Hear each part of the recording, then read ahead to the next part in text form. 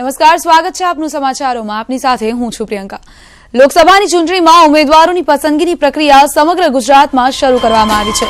આજે સેન્સ લેવાનો બીજો દિવસ છે. સમગ્ર ગુજરાતની તમામ 26 લોકસભા બેઠકો માટે 78 જેટલા નિરીક્ષકોની ટીમ દ્વારા સેન્સ લેવાની કામગીરીના પ્રથમ દિવસે ટિકિટ વાંચુકો તેમજ સ્થાનિક કાર્યકર્તાઓના અભિપ્રાયો નોંધવામાં આવ્યા હતા. 3 દિવસની સેન્સ બાદ રિપોર્ટ તૈયાર કરીને પાર્લામેન્ટ બોર્ડમાં રજૂ કરવામાં આવશે. ઉમેદવારોની પસંદગી પ્રક્રિયાનો આજે બીજો દિવસ છે. 78 જેટલા નિરીક્ષકો દ્વારા સેન્સ લેવામાં આવશે. સેન્સ બાદ રિપોર્ટ પાર્લામેન્ટરી બોર્ડને સોંપવામાં આવશે. ત્યારબાદ પાર્લામેન્ટરી બોર્ડ ઉમેદવાર નક્કી કરશે.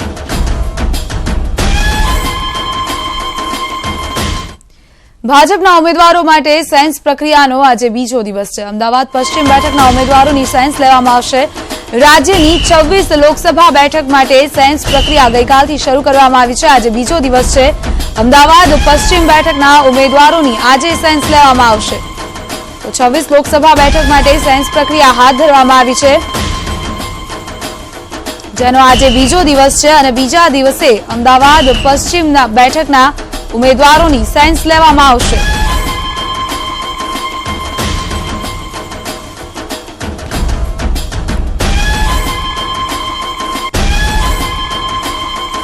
વડોદરા લોકસભા ભાજપના ઉમેદવાર કોણ? નિરીક્ષકો આજે લેશે મંતવ્યો. જયનારાયણ વ્યાસ, પંકજ દેસાઈ, દર્શનાબેન વાઘેલા સેન્સ લેશે. ભાજપના ચૂંટાયેલા પ્રતિનિધિઓ સહિત હોદ્દેદારોની સેન્સ લેશે. વિધાનસભા દીઠ સેન્સ માટે સમય ફાળવાયો.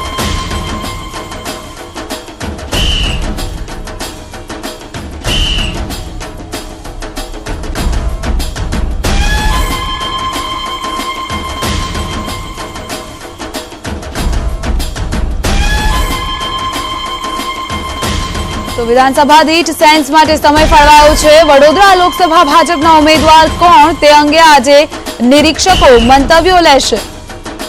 જયનારાયણ વ્યાસ, પંકજ દેસાઈ અને દર્શનાબેન સેન્સ લેશે. ચૂંટાયેલા પ્રતિનિધિઓ સહિત હોદ્દેદારોની સેન્સ લેવામાં આવશે.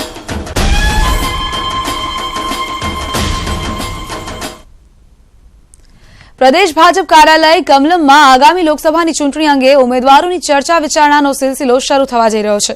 આગામી 17, 18 અને 19 માર્ચે પાર્લામેન્ટરી બોર્ડની બેઠક મળવાની છે. તેમાં પ્રદેશ ચૂંટણી સમિતિ લોકસભાની 26 બેઠકોના ઉમેદવારો અંગે ચર્ચા કરશે. પ્રદેશ નિરીક્ષકોના રિપોર્ટના આધારે ઉમેદવારો નક્કી કરવામાં આવશે. પ્રથમ દિવસે દક્ષિણ ગુજરાત અને મધ્ય ગુજરાતની 11 લોકસભા બેઠકના ઉમેદવારો અંગે ચર્ચા થશે. તો ત્યારબાદ બીજા દિવસે ઉત્તર ગુજરાત અને સૌરાષ્ટ્રની 11 બેઠકો અંગે ચર્ચા થશે. તો બેઠકના અંતિમ અને ત્રીજા દિવસે 4 બેઠકો અંગે ચર્ચા કરવામાં આવશે.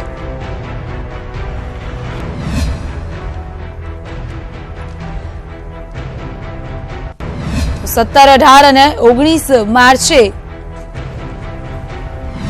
બેઠક મળશે. પાર્લામેન્ટરી બોર્ડની આ બેઠક રહેશે. પ્રદેશ પાર્લામેન્ટરી બોર્ડની બેઠક બાદ નક્કી કરવામાં આવશે ઉમેદવારોના નામ. 26 બેઠકોના ઉમેદવારોના નામ અંગે આ બેઠકમાં ખાસ ચર્ચા વિચારણા અને મંથન કરવામાં આવશે. 17 માર્ચે દક્ષિણ ગુજરાત અને મધ્ય ગુજરાતની 11 બેઠકો માટે મંથન કરવામાં આવશે. તો 18 માર્ચે ઉત્તર ગુજરાત અને સૌરાષ્ટ્રની 11 બેઠકો પર ચર્ચા કરવામાં આવશે. જ્યારે 19 માર્ચે 4 બેઠકો પર મંથન કરવામાં આવશે.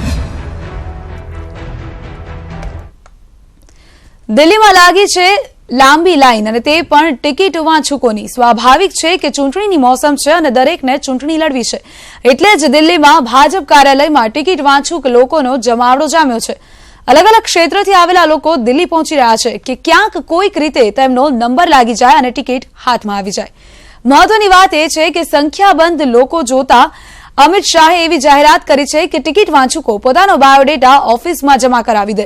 આ જાહેરાતની સાથે જ 100 થી વધુ લોકો તેમના બાયોડેટા જમા કરાવ્યા છે. સાથે જ ભાજપના સંગઠન મંત્રી રામલાલને પોતાની વિશેષતાઓ ગણાવતા હતા. આમાં પ્રક્રિયાઓ પરથી લાગી રહ્યું છે કે અલગ અલગ પ્રદેશમાંથી આવેલા લોકોની ઈચ્છા પૂરી કરવા કેન્દ્રીય ચૂંટણી સમિતિએ આ વખતે ઉમેદવારોની પસંદ કરવાની પ્રક્રિયા પૂરજોશમાં આરંભી દીધી છે. જ્યાં અલગ અલગ રાજ્યોમાંથી આવેલા નામોને લઈને ચર્ચા થશે. પછી જ જાહેરાત થશે જે તે લોકસભા બેઠકના ઉમેદવારોના નામની.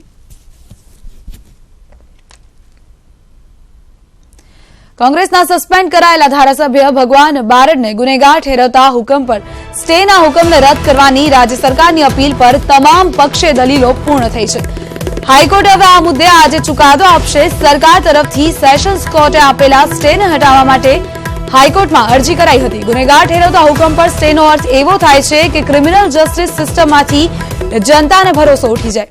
એડવોકેટ જનરલ સેશન્સ કોર્ટે લીધેલા નિર્ણયમાં હાઈકોર્ટના હસ્તક્ષેપની જરૂર છે. ભારત તરફથી મેજિસ્ટ્રેટ કોર્ટનો હુકમ જ કાયદા વિપરીત હોવાની રજૂઆત કરાઈ છે. વેરાવળ સેશન્સ કોર્ટે આપેલો સ્ટે વ્યાજબી હોવાનો દાવો કરાયો છે.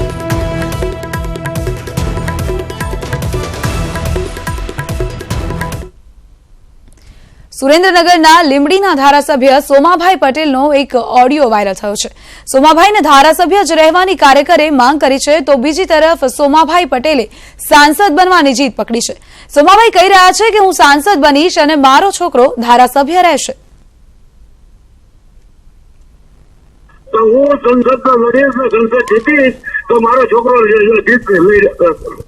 દાદા તમારે અત્યારે નથી જીતવાનું, અત્યારે તમારી પાર્ટીને મદદ કરવાનું અને કાર્યકર તરીકે કેવી છે તમે સમજો.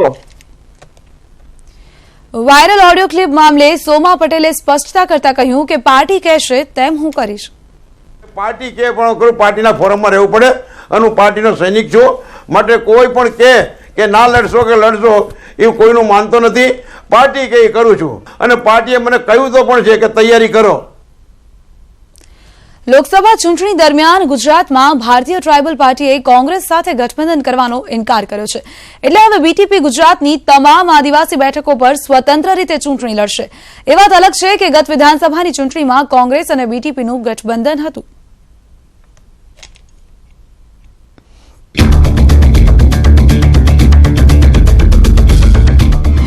છોટુ વસાવાનો હુંકાર. બીટીપી કોંગ્રેસનું નહીં થાય ગઠબંધન. બીટીપી એકલું લડશે ચૂંટણી. આદિવાસી નેતા ગણાતા છોટુ વસાવાએ કોંગ્રેસ સાથે ગઠબંધન કરવાની ના પાડી દેતા કોંગ્રેસના ઉમેદવારોએ એકલા હાથે બીટીપી સામે જંગ લડવો પડશે. જો કે અગાઉ કોંગ્રેસ વિધાનસભાની ચૂંટણીમાં ભારતીય ટ્રાઇબલ પાર્ટી સાથે જોડાણ કરીને ઉતરી હતી.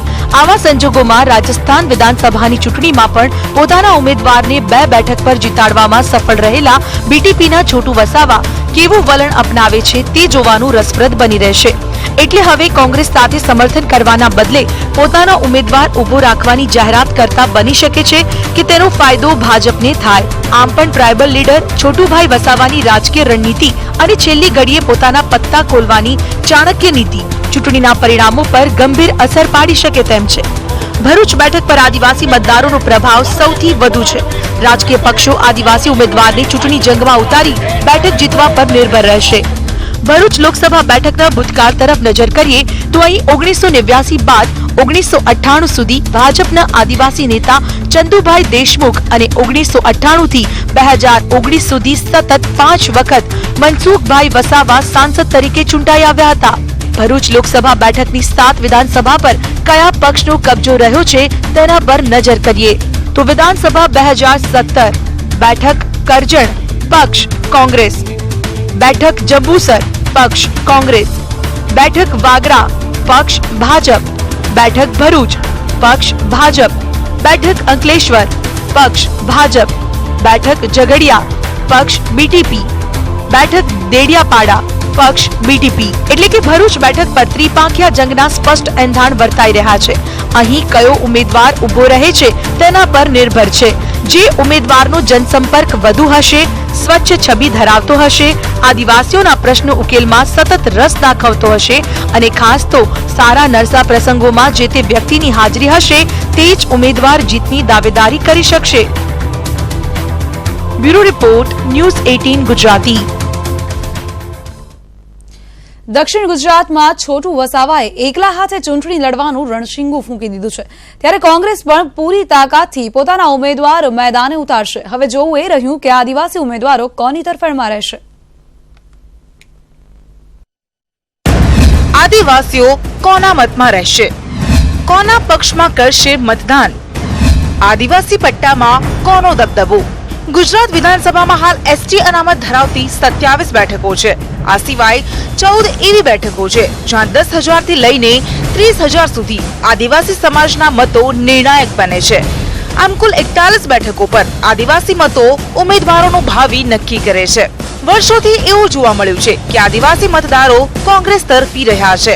ગુજરાતની વાત કરીએ તો દેશની કુલ આદિવાસી વસ્તીના 8.1% આપણે ત્યાં વસે છે. 2011ની વસ્તી ગણતરી પ્રમાણે અહીં તેમની વસ્તી 89.17 લાખ હતી, જે ગુજરાતની કુલ વસ્તીના 14.75% થવા જાય છે. આદિવાસી સમાજ માટે વર્ષોથી વનબંધુ યોજનાની જાહેરાત કરીને કરોડો રૂપિયાના ખર્ચના દાવા છતાં પણ ભાજપ સરકારને ધારી બેઠકો ગુજરાતના આદિવાસી પૂર્વ પટ્ટીમાં નથી મળી. કુલ 27 બેઠકમાંથી ભાજપને 8 અને કોંગ્રેસને 16 બેઠક મળી હતી. 2 બેઠક ભારતીય ટ્રાયબલ પાર્ટીને અને 1 બેઠક અપક્ષને ફાળે ગઈ હતી. કોંગ્રેસે અનેક બેઠકો જાળવી રાખી હતી તો કેટલીક બેઠક ભાજપ પાસેથી ખૂંચવી લીધી હતી. સુરત જિલ્લાની 3 આદિવાસી બેઠકમાં 2 ભાજપને ફાળે ગઈ હતી, જ્યારે 1 બેઠક કોંગ્રેસને મળી હતી. માંગરોળની બેઠક પર કેબિનેટ મંત્રી ગણપત વસાવાનો પરાજય થયો હતો, તો સુરત જિલ્લાની જ મહુવા બેઠક પરથી પણ ભાજપના મોહનભાઈ ઢોડિયાને 6000ની સરસાઈથી જીત મળી હતી. છોટાઉદેપુરમાં કોંગ્રેસના સિનિયર નેતા અને વર્તમાન ઇન્ચાર્જ વિપક્ષી નેતા મોહનસિંહ રાઠવા ફક્ત 1000 મતની સરસાઈથી માંડ જીત્યા હતા. Bureau report, news 18 Gujarati. આજથી મેટ્રોમાં કોમર્શિયલ રનની શરૂઆત થશે. 10 દિવસની નિઃશુલ્ક સફર બાદ હવે ભાડું વસૂલવામાં આવશે. ત્યારે મેટ્રો ટ્રેનની ટિકિટના દર પર નજર કરીએ તો 2.5 કિલોમીટરના રૂટ માટે મિનિમમ 5 રૂપિયા અને 2.5 થી 7.5 કિલોમીટર માટે 10 રૂપિયાની ટિકિટ રખાઈ છે. વસ્ત્રાલથી એપ્રિલ પાર્ક સુધીનું ભાડું ₹10 છે, જ્યારે વસ્ત્રાલ ગામથી થલતેજ સુધીનું મહત્તમ ભાડું 25 રૂપિયા રાખવામાં આવ્યું છે. તો આજથી મેટ્રોમાં કોમર્શિયલ રનની શરૂઆત થવા જઈ રહી છે. 2.5 કિલોમીટરના રૂટ માટે મિનિમમ 5 રૂપિયા ભાડું રાખવામાં આવ્યું છે, જ્યારે 2.5 થી 7.5 કિલોમીટરના રૂટ માટે 10 રૂપિયાના ટિકિટ દર નક્કી કરવામાં આવ્યા છે. વસ્ત્રાલથી એપ્રિલ પાર્ક સુધીનું ભાડું ₹10 છે, જ્યારે વસ્ત્રાલ ગામથી થલતેજ સુધીનું મહત્તમ ભાડું 25 રૂપિયા છે. મેટ્રો શરૂ થઈ ત્યારથી લઈને અત્યાર સુધી મેટ્રોમાં નિઃશુલ્ક મુસાફરોએ મજા માણી હતી, પરંતુ આજથી હવે મેટ્રોના ભાડાની શરૂઆત થશે. આજથી ટિકિટના દર તમામ લોકો પર લાગુ પડશે. કોમર્શિયલ રન આજથી શરૂ થવા જઈ રહી છે. તમામ લોકોએ ટિકિટ ખરીદીને જ મેટ્રોમાં મુસાફરી કરવાની રહેશે.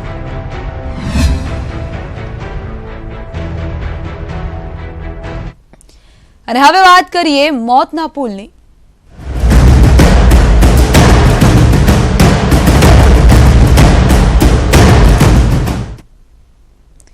મુંબઈના છત્રપતિ શિવાજી ટર્મિનસ પાસે ફૂટ ઓવરબ્રિજ ધરાશાયી થઈ ગયો છે, જેમાં 3 મહિલા સહિત 6 લોકોના મોત થયા છે, જ્યારે 35 થી વધારે લોકો ઇજાગ્રસ્ત થયા છે.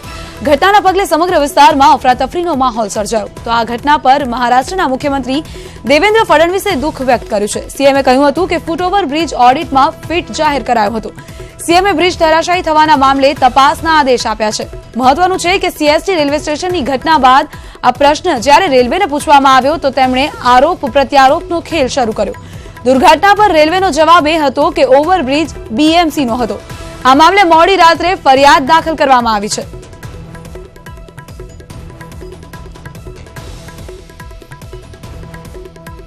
ગુજરાતમાં 34 વર્ષ બાદ જોવાયેલો એકમાત્ર વાઘ છેવટે લુણાવાડા તાલુકાના કંતાર પાસેના જંગલમાં મૃત હાલતમાં મળ્યો હતો. અગાઉ પણ એવો અહેવાલ પ્રસિદ્ધ થયો હતો કે વાઘ તેના પરિવાર સાથે રહે છે. આ અહેવાલને સમર્થન મળતું હોય તેમ મહીસાગરના વન વિસ્તાર નજીકમાં વાઘણ અને બાળ વાઘના ફૂટમાર્ક જોવા મળ્યા છે. કંતારના જંગલમાં રાત્રે વાઘણની ત્રાડ પણ સંભળાઈ રહી છે. વાઘણ વાઘને શોધી રહી હોય તેવું સ્થાનિકો માની રહ્યા છે. સ્થાનિકોનો દાવો છે કે શિગ્નલી પાસે વાઘણ અને બાળ વાઘ ફરી રહ્યા છે.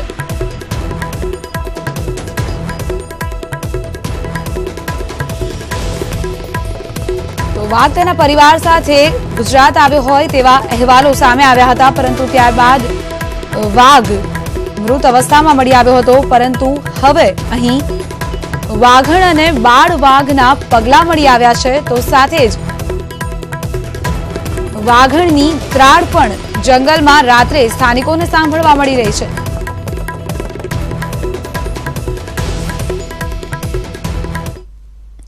ભાવનગરના પાલિતાણામાં ઘરમાં દીપડો ઘૂસી ગયો હોવાની એક ઘટના સામે આવી હતી. એક ઘરમાં અચાનક મોડી રાત્રે દીપડો ઘૂસી ગયો અને આખી રાત ઘરના બાથરૂમમાં રહ્યો. ત્યારબાદ સવારે જ્યારે ઘર માલિકે બાથરૂમનો દરવાજો ખોલતા દીપડાએ ઘર માલિક પર હુમલો કર્યો, જેને સામાન્ય ઈજાઓ પહોંચી હતી. ત્યારબાદ અચાનક જ દીપડો બાજુના ઘરમાં ઘૂસી ગયો હતો. ત્યારે ઘર માલિકે દીપડાને જોઈ જતા પરિવારના અન્ય સભ્યોને બહાર મોકલી દીધા અને તરત જ વન વિભાગને જાણ કરી હતી અને રેસ્ક્યુ ટીમ ઘટનાસ્થળે પહોંચી ગઈ અને દીપડાનું રેસ્ક્યુ કર્યું હતું. દીપડાનું રેસ્ક્યુ થતા સ્થાનિકોએ રાહતનો શ્વાસ લીધો હતો. इस तरह के कन्फ्लिक्ट कहीं पर हो तो इमीडिएटली कम से कम समय में हमारा जो है ना जो एक रिस्पांस होना चाहिए वो रिस्पांस इमीडिएटली होनी चाहिए। और इसके कारण हमारा क्या है कि बडाल में जो रेस्क्यू सेंटर है उस रेस्क्यू सेंटर के हमारे टीम इमीडिएटली वहाँ पर पहुँच गए और कम से कम समय में हम लोगों ने लेपर्ड को रेस्क्यू कर पाए। बेसिकली होता क्या है कि पालिताना एक सिटी है लेकिन इसके पास में जंगल का विस्तार है और उस जंगल में लेपर्ड्स और अदर प्राणी भी वहाँ पर रहते हैं। कुछ बीड़ी विस्तार भी है जैसे राजस्थली है, सांजना सर इस तरह का विस्तार है जहाँ पर कि लायंस वगैरह भी रहते हैं। तो आई थिंक वो किसी तरीके से अपना एक्सपेंशन जो करने के प्रयास में वो किसी तरीके से भटक कर करके सिटी में आ गया। વલસાડ જિલ્લાના પારડી તાલુકાના બાલદા ગામની પ્રાથમિક શાળાના બાળકો જીવના જોખમે મુસાફરી કરતા હોવાનો વિડીયો વાયરલ થયો છે, જેમાં એક ટેમ્પામાં પ્રાથમિક શાળાના 50થી વધુ બાળકોને જોખમી રીતે પાછળ બેસાડીને લઈ જવાઈ રહ્યા હતા. આ બાળકોનું ધ્યાન રાખવા માટે ટેમ્પામાં પાછળ કોઈ શિક્ષક પણ નહોતા બેઠા, તેમજ એક શિક્ષિકા હતા જે ટેમ્પામાં આગળના કેબિનમાં બેઠા હતા.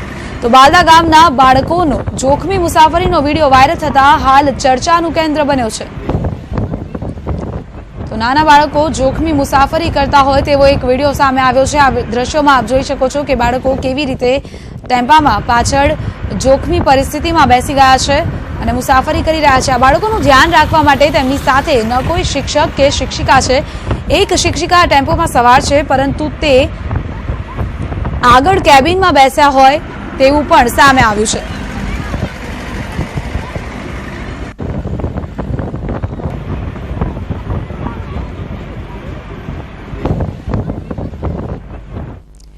સુરેન્દ્રનગરમાં એક તરફ જળ સંકટ તોડાયું છે ત્યારે બીજી તરફ મિનરલ વોટરના નામે જિલ્લામાં પાણીનો વેપલો કરતા વેપારીઓનો રાફડો ફાટ્યો છે. જિલ્લામાં 200થી વધુ વોટર સપ્લાય કરતી એજન્સી છે અને માત્ર 5 વોટર એજન્સી પાસે જ કાયદેસરના લાયસન્સ હોવાનું સામે આવ્યું છે.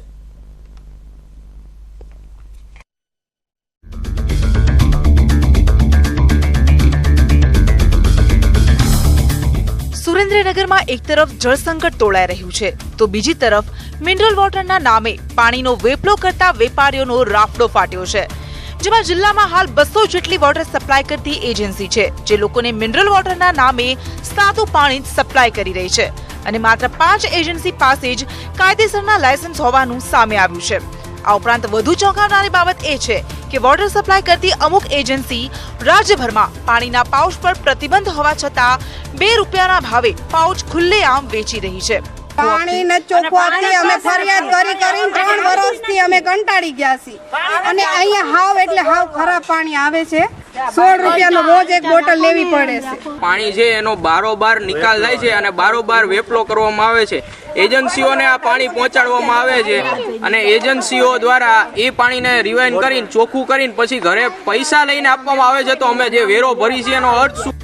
ફૂડ એન્ડ ડ્રગ વિભાગ પાસે ન્યૂઝ 18 ગુજરાતીની ટીમે જવાબ માંગતા સમગ્ર હકીકતનો પર્દાફાશ થયો અને તેમણે કેમેરા સામે મૌન ધારણ કરી લીધું હતું. તો સુરેન્દ્રનગરની જનતાનો સીધો આરોપ છે કે પાલિકા તંત્રની પણ પાણીનો વેપલો કરતી એજન્સી સાથે સીધી સાંઠગાંઠ છે અને પાણીની ચોરી કરીને ટેન્કર મારફતે તેમને મફત પાણી આપવામાં આવે છે અને લોકો સુધી પાણી પહોંચે તે પહેલા પાણી વેચતી એજન્સી પાસે પાણી પહોંચી જાય છે.